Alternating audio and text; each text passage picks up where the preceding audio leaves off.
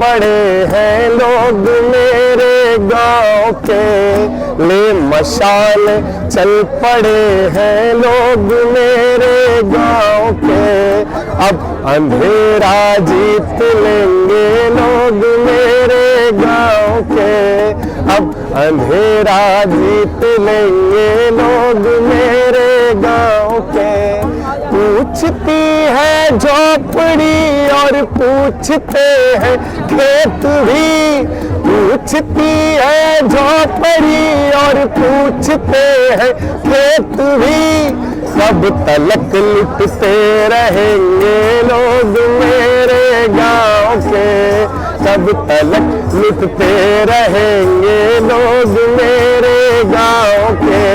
दिन लड़े कुछ भी नहीं मिलता यहाँ ये जान कर, दिन लड़े कुछ भी नहीं मिलता यहाँ ये जान कर। अब लड़ाई लड़ रहे हैं लोग मेरे गांव के, अब लड़ाई लड़ रहे हैं लोग मेरे गांव के।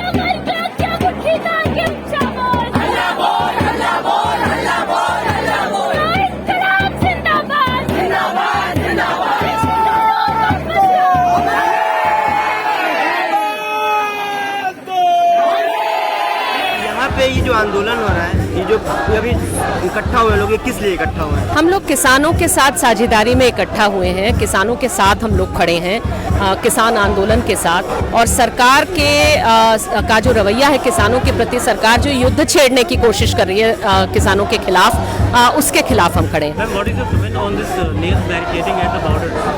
I think the barricading using nails and trenches and so on, essentially this is waging war against farmers, and that is an absolutely shameful thing that you're waging war against the farmers of this country.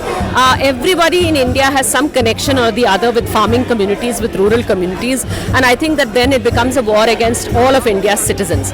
That is why we are out on the streets today to protest, and we are here to demand, हम तो मांग करने आए हैं कि ये तीनों कृषि कानून वापस लीजिए, take back all the 3 farm laws. Not only that, withdraw all the criminal cases that have been filed against the farmers. सारे criminal case वापस लीजिए, जिन किसानों को आपने जेल में भरा है उन सबको रिहा करिए, free the farmers who have been arrested.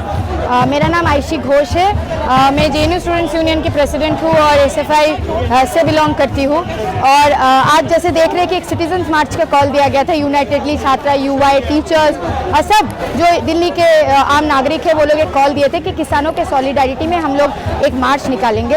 लेकिन जैसे कि आप देख सकते हैं कि दिल्ली पुलिस ने इस मार्च को रोक दिया है, वाटर कैनन्स वगैरह यहाँ पे लाया गया है। तो आज देश के अंदर पुलिस किस तरीके से डर रहे हैं कि आम जनता जो है, आम आवाम जो है वो अपना आवाज़ को उठा रहे हैं, किसानों के साथ सॉलिडरिटी दे रहा है। किसान जो पिछले 2 महीने से भी ज़्यादा बॉर्डर्स पे बैठे हैं, हम देख रहे हैं कि किन तरीके से उनको वाटर कैनन चला के, लाठी चार्ज करवा के उनका आंदोलन को ख़त्म करने की कोशिश किया गया है। लेकिन जो किसान है उन्होंने एकजुट होकर ये इंश्योर किया है कि उनका आंदोलन ना खत्म हो। और आज भी जब दिल्ली पुलिस वहाँ पे किले ठोक रहे हैं, उनका जो कॉन्क्रीट के वहाँ पे ब्रिजेस एक तरीके से वॉल्स बन रहे हैं कि उनको इस तरफ नहीं आने दिया जाए, तब भी किसान वहाँ पे एकजुट होकर अपना हौसला जमा के कोशिश कर रहे हैं कि यूनाइटेडली सरकार के साथ डायलॉग करके इस बात को सुनिश्चित कर पाए कि इस जो लॉज को, एंटी फार्मर बिल्स लॉज में चेंज किए गए, इसको रिपील किया जाए। तो आज आम नागरिक होने के नाते, छात्र होने के नाते हम लोग भी इसी सॉलिडरिटी के साथ आए हैं। दूसरी बात जो बताना चाहेंगे, जो जर्नलिस्ट की अरेस्ट हो रहे हैं, जो इंटरनेट शटडाउन चारों ओर किया जा रहा है कि लोगों की बात दूर दूर तक ना पहुंच पाए, इसके खिलाफ भी आवाज उठाने के लिए आज हम लोग यहाँ पे एकजुट हुए। पुलिस तो कह रही है कि यहाँ कोविड पेंडेमिक एक्ट लगा हुआ है, 144 लगा हुआ है तो ये प्रोटेस्ट नहीं हो सकता। देखिए जब जब रेजिस्टेंस की आवाज़ उठी है, जब जब यहाँ पे हमने देखा है कि किसान अपने आंदोलन में आवाज़ उठा रहे, छात्र अपने आंदोलन के लिए आवाज़ उठा रहे हैं, और हमने देखा है टीचर्स अपने आंदोलन के लिए दिल्ली में आवाज़ उठा रहे हैं, नर्स या डॉक्टर, वहाँ कोविड पैंडेमिक का एक्ट लगा दिया गया है। लेकिन जब इसी सरकार इलेक्शन के चुनाव में भाजपा की जैसे संगठन जाके बिहार में चुनाव लड़ते हैं, उनकी बड़ी बड़ी रैलियाज होती है, तब कुछ नहीं बोला जाता है।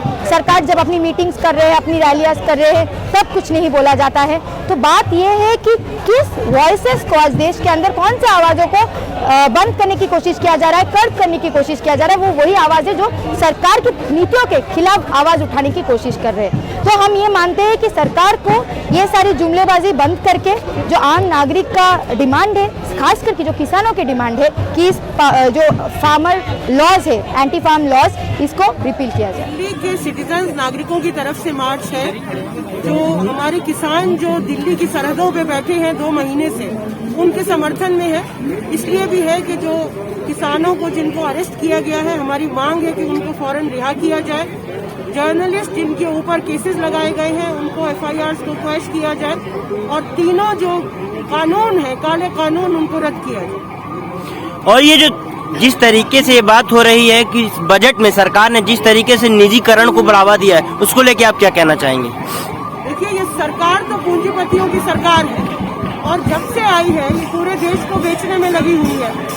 एक जो सिर्फ एग्रीकल्चर का सेक्टर था, जहाँ पे थोड़ी सी पॉजिटिव ग्रोथ दिखाई जा रही थी, उस पर भी ये पूरा कब्जा करके और उसको भी कॉर्पोरेट्स के हाथ में दे देना चाहते हैं। और लेकिन ये भी तो ये यहाँ पुलिस लगातार कह रही है कि चूंकि कोविड है तो यहाँ धारा 144 लगी हुई है, यहाँ परमिशन नहीं है, तो इसको लेके आप क्या कहना चाहेंगे? देखिए, कोविड सिर्फ प्रतिरोध की आवाजों के लिए ही होता है। अमित शाह हैदराबाद के चुटकुचे से एक कॉर्पोरेशन के इलेक्शन में जाके रैलीज करते हैं, उनके लिए कोविड नहीं होता। बिहार में, बंगाल में रैलीज कर रहे हैं, उनके लिए कोविड नहीं है। लेकिन जब नागरिक अपनी आवाज उठाता है और किसानों के साथ अपनी आवाजें बुलंद करता है, तो इनको कोविड याद आ जाता है और 144 याद आ जाता है। ये सिर्फ हमारी आवाजों से डरते हैं, प्रतिरोध की आवाजों से डरते हैं। ये एक अथॉरिटेरियन सरकार है जो किसी भी तरह की डिसेंट को कोई जगह देने को तैयार नहीं। नाम क्या है और आप कहाँ के रहने वाले हैं? मेरा नाम विनोद जाखड़ है, मैं राजस्थान से। तो आप यहाँ इस मार्च में क्या करने हैं? देखिए, हमारा NSUI का छात्र संगठन पूरा किसानों के पहले दिन से समर्थन में है, और पुरजोर तरीके से हम लोग जो हैं, हमारा NSUI संगठन पूरा इस तीनों काले कानूनों का विरोध कर रहा है। तो आप राजस्थान से हैं, तो इस वक्त राजस्थान में किसान आंदोलन को लेकर क्या माहौल है, इसके बारे में आप कुछ बताइए। पूरे राजस्थान भर के अंदर किसान पंचायतें हो रही हैं, और पंचायतों के अंदर हर तरीके से, हर मजबूत तरीके से किसान आंदोलन को समर्थन दिया जा रहा है।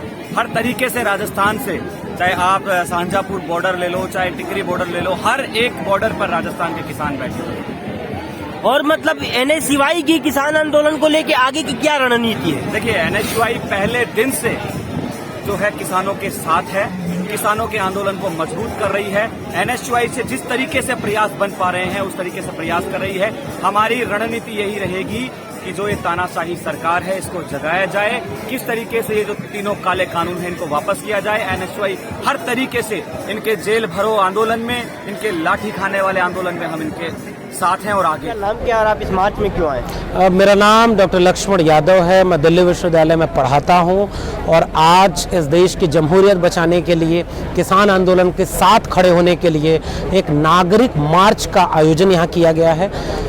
ये सारे छात्र, विद्यार्थी, प्रोफेसर्स और आम कार्यकर्ता, सामाजिक कार्यकर्ता, ये सारे लोग इस मार्च में आए हैं। इस मार्च के में शिरकत करके मैं भी अपनी सहमति उस किसान आंदोलन के साथ व्यक्त करने के लिए आया हूँ। लेकिन पुलिस तो कह रही है कि क्योंकि पेंडेमिक एक्ट लगा हुआ है, धारा 144 लगा हुआ है, तो आप ये नहीं कर सकते। तो इसके ऊपर आप क्या? पेंडेमिक एक्ट चुनावों के लिए नहीं लगता है, मंदिर के लिए जब जश्न मनाया जाता है अयोध्या में तब नहीं लगता है। बिना मास्क के लोग नाच रहे होते हैं, चुनावी रैलियां होती हैं, सरकारें गिराई जाती हैं, विधायक खरीदे जाते हैं, सब कुछ इस देश में हो रहा है। शॉपिंग मॉल खुल गए, मंदिर खुल गए, मस्जिद खुल गई, कहीं कोरोना नहीं है। विश्वविद्यालय बंद किए गए हैं, वहीं कोरोना है। आंदोलन हो रहे हैं वही कोविड है। तो ये तो एक मजाक है, बहाना है। आपदा को अवसर दुनिया में किसी देश ने ऐसा नहीं बनाया होगा, एक वैश्विक महामारी को जैसा इस देश ने अपने चुने हुए अकाउंट द्वारा बनाने के लिए देखा गया। तो वो एक फेक बात है और ऐसा कुछ नहीं है। विरोध की आवाज़ों को दबाने के लिए ऐसा कुछ किया जाता है। आपका नाम क्या है और आप यहाँ क्यों आए? अभिषेक यादव नाम है, गाजीपुर से हम आए, उत्तर प्रदेश से, पूर्वांचल। इस समय गाजीपुर एक दूसरा भी चर्चा में है, जो गाजीपुर बॉर्डर है वहाँ पर देश का सबसे बड़ा आंदोलन चल रहा है। तो उसी आंदोलन का समर्थन करने हम लोग आए हैं। और किसान कानून जो बनाई है सरकार, उसके खिलाफ जो मार्च है, ये मंडी हाउस से लेकर जंतर मंतर, जो कलेक्टिव मार्च है, उस मार्च में शामिल होने आए। लेकिन आप देख रहे हैं चारों तरफ से पुलिस ने ऐसी घेराबंदी की है, और ये तो कुछ नहीं है घेराबंदी।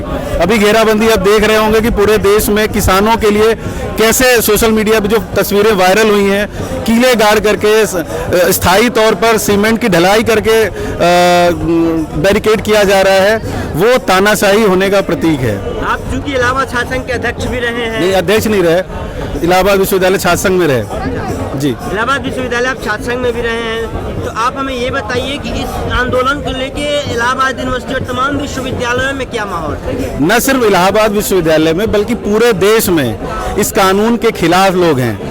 आप महसूस कर सकते हैं कि जिस तरह से 10 लाख लोग सड़क पर उतर गए, वो 10 लाख लोग नहीं थे, वो 130 करोड़ लोगों की आवाज थे। बड़ी संख्या में दिल्ली में, बड़ी संख्या में देश के अन्य जगहों पर आंदोलन चल रहा है। सबकी यही मांग है कि किसान कानून जो बनाया गया है वो नरेंद्र मोदी अपने दोस्तों के लिए बनाए, अपने मित्रों के लिए बनाए, उनके फायदे के लिए बनाए। ये किसानों के फायदे के लिए नहीं बनाया गया है, और इस बात को पूरा देश समझ रहा है, पूरे देश का एक एक व्यक्ति समझ रहा है, और इसीलिए इसका जम करके विरोध हो रहा है।